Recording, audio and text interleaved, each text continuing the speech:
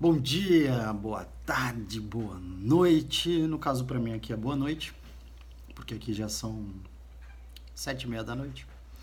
E nesse vídeo eu vim falar para vocês a respeito da onde que surgiu, né? Por que tanta ojeriza ao esteroide anabólico, ao uso, por exemplo, da testosterona, tá bom? Então, em especial do esteroide anabólico, né? A gente tem que remontar e entender qual que é a história da coisa toda.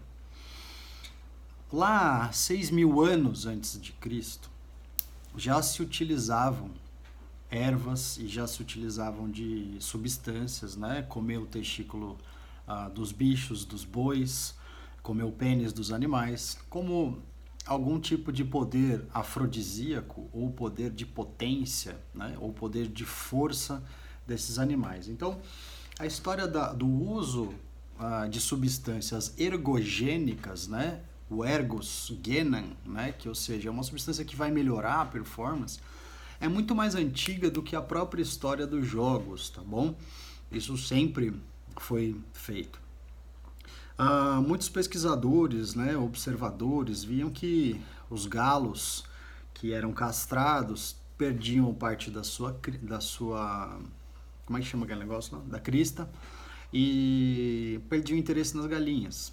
E alguns experimentos, né, que eles foram reimplantados, eles viam que parcialmente essas alterações aí revertiam, tá bom? E ao longo da história existiram vários experimentos, alguns experimentos aí até super, hoje em dia, antiéticos, né? Então, por exemplo, eles pegavam o testículo de prisioneiros na prisão de Saint-Quentin, executados, e transferiam para presidiários que tinham algum tipo de doença, né? Eles tinham lá distúrbios psiquiátricos, tinham envelhecimento, então tinha várias alterações e que eles viam que isso aí revertia parte das alterações. Como não tinha tanto prisioneiro executado, muitos transplantes, vamos dizer assim, ou reimplantes testiculares foram feitos através de animais, né? Então, ao longo da história, a gente tem aí diversas questões, né, com relação a isso. Muito foi documentado, né, a respeito de benefícios por diversos pesquisadores ao longo, desde 1900 e bolinha, né, pra cá, tá bom? Desde os anos 30 pra cá. Tem um cara que para mim é o pai do esteroide anabólico, que ele se chama Charles Kokakia, tá? A sua tese de doutorado, lá em 1935, mais ou menos, foi a primeira vez que teve a descoberta de processos anabólicos, ou seja, ele documentou a retenção de nitrogênio intramuscular, tá? Então, quando do uso da testosterona, tá bom? Do derivado da testosterona. Então, a partir disso, abriu-se investigação para o uso terapêutico, né? Para você combater os processos catabólicos de doença. E veja, né? O esteroide anabólico, todo mundo pensa que é só para aumentar a massa muscular, né? Que é para aumentar a síntese de proteína, mas ele não age só aí. Ele tem duas ações. Uma ação dele é sim aumentar a taxa de síntese da proteína muscular.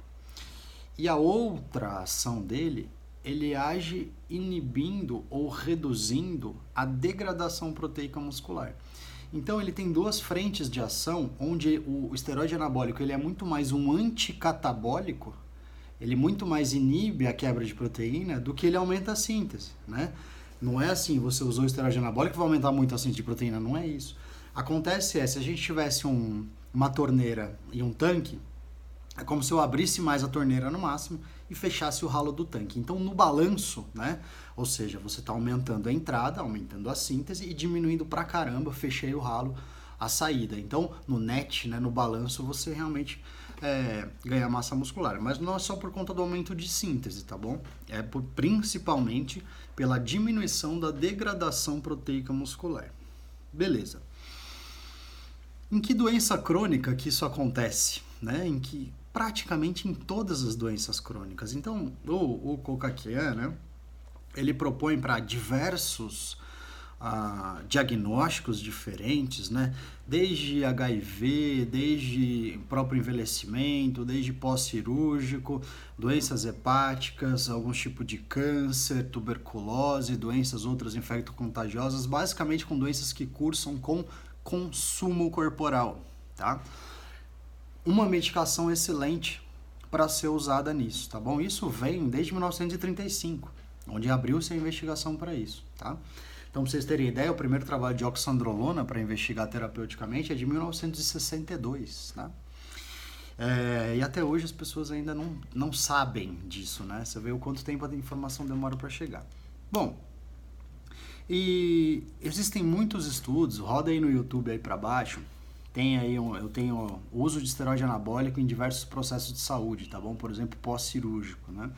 Isso foi bastante investigado, por exemplo, doenças neuromusculares, né, distrofias musculares. Então tem uma série de estudos que já estão muito bem documentados dessa época, e em que aumentou muito o número de pesquisas para fins terapêuticos, tá bom? Então a ideia era o quê? Bom, você tem o tratamento específico para a doença, suponha que é uma doença infecciosa, esse indivíduo vai tomar um antibiótico, por exemplo. O ajuste alimentar, né? Então, o aporte proteico adequado e o aporte calórico adequado e a distribuição de macronutrientes adequada para esse indivíduo. Então, um ajuste da dieta ótima para esse indivíduo. E aí sim, que isso seria o tratamento específico da doença, né? Associado mais o esteroide anabólico, tá? Então, é por isso que ele investiga uma série de doenças, né, de processos patológicos, né, e muitos resultados bastante interessantes. Tem o Basaria, que é um pesquisador que publica bastante nessa área também. O uso aí, por exemplo, da oxandrolona para doenças de perda e de consumo corporal, tá bom? Então tem para vários diagnósticos diferentes. E é interessante observar que, às vezes, a ação do esteroide anabólico, ela melhora a própria fisiopatologia da doença, tá bom? Então é uma medicação como outra qualquer, que tem os seus prós e seus contras. Se ela for bem utilizada, é ok. Mas de onde que surge tanto medo do esteroide anabólico? Então é o seguinte, lá para 1950, começou-se o uso recreativo do esteroide anabólico.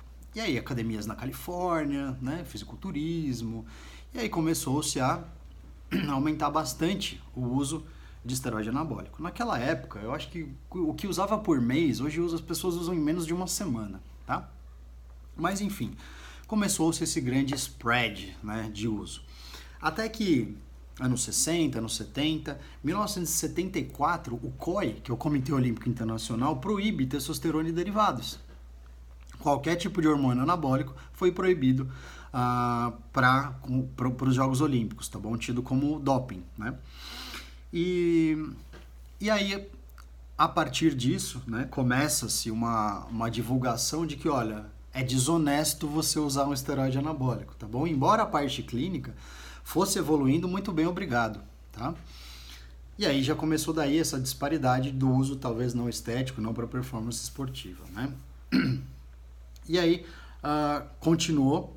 Quando foi lá para 1990, o Congresso americano votou o Ato 3 de controle de substâncias, lá em 1990, em que dizia que a substância precisaria ser controlada, tá bom? Ou seja, só era vendida mediante a receita médica de medicamento controlado, tá?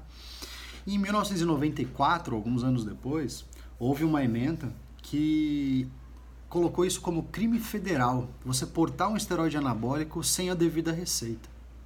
E a partir daí, o esteroide foi criminalizado, tá bom?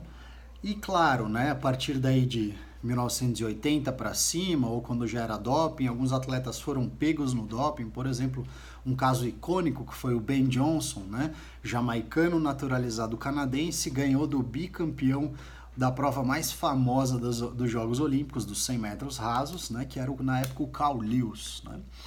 E ele foi, óbvio, né, o garoto propaganda do estanozolol. E acontece o seguinte, o Carl Lewis tinha 2 exames positivados na etapa anterior, tá bom? Na temporada anterior. Então isso está descrito num documentário que chama Bigger, Faster, Stronger ou Bigger, Stronger and Faster. Alguma coisa assim, procura isso aí, tem legendado no YouTube, tá bom? Então, as empresas começaram a parar de fabricar porque não queriam o seu nome associado a escândalos de doping, né? Como passou a ser uma medicação controlada e criminalizado o uso, as empresas realmente brecaram um pouco mais. E a partir daí começou esse grande bombardeio das entidades médicas, né, dizendo que isso causava malefícios. Mas a gente já tem uma disparidade muito grande, que é o seguinte: uma coisa é o uso terapêutico, uma coisa é o uso para fins anticatabólicos, em praticamente todos os processos de doença. Outra coisa são excessos de medicamentos e mistura de medicamentos em altíssimas doses por tempos prolongados. São coisas diferentes, tá? E eu já tenho um vídeo aí, por exemplo, que é o tal do efeito dose, né? Não é que o esteroide faz mal, talvez o excesso de dosagem dele é que faça mal. Assim como a dipirona, também o excesso da dipirona também pode fazer mal, tá bom? Então, o que acontece? A partir daí, começam todas as sociedades médicas a divulgação que isso só traz malefício, ó, bomba, tô fora, né? Começa todo mundo a bombardear isso. 2002, o Physicians Desk Reference coloca lá que o esteroide anabólico não melhora a performance. O que é uma imbecilidade ímpar, né? De uma associação médica falar isso, porque tá mais do que escrachado e documentado na literatura científica séria, que sim, melhora a massa muscular, melhora a massa óssea, melhora a performance, reduz a inflamação, melhora a recuperação de treino, estava mais do que documentado. Mas houve um posicionamento político a respeito de ser contra disso. O que acontece é que com esse grande alarde de coisas, os próprios médicos, que muitas vezes não tem tempo de ficar estudando, né, pegam as coisas de orelhada, seguem aí, né, batem no peito e falam, eu sigo as diretrizes. Eu falo, significa só que você não pensa que você é um burro de carga, entendeu? O que mandam você fazer, você faz. Ninguém nunca foi preso porque não seguiu diretriz de qualquer lugar. Acontece o seguinte, se você não pode incorrer em falta ética, não pode ser irresponsável no que você está fazendo, não pode fazer doideira, né? Agora, isso na verdade um guideline, né, uma diretriz, ela não é uma evidência científica. A evidência científica são estudos de coorte, de caso-controle, são estudos randomizados controlados, são revisões sistemáticas e meta-análises, né? Diretriz não é evidência científica, né? Então, a nossa medicina precisa ser baseada na melhor evidência. E o que acontece? Esse grande alarde, essa grande balbúrdia, feita a partir de 1990, começou a gerar medo nos próprios médicos, né? Nos próprios prescritores, porque a divulgação midiática era sempre de algum tipo de efeito colateral, tá? Ninguém mostrava os casos que eram tratados com sucesso com esteroide anabólico, mas mostrava o fisiculturista ou o atleta que foi pego no doping, por exemplo, e que tinha tido um problema de saúde, né?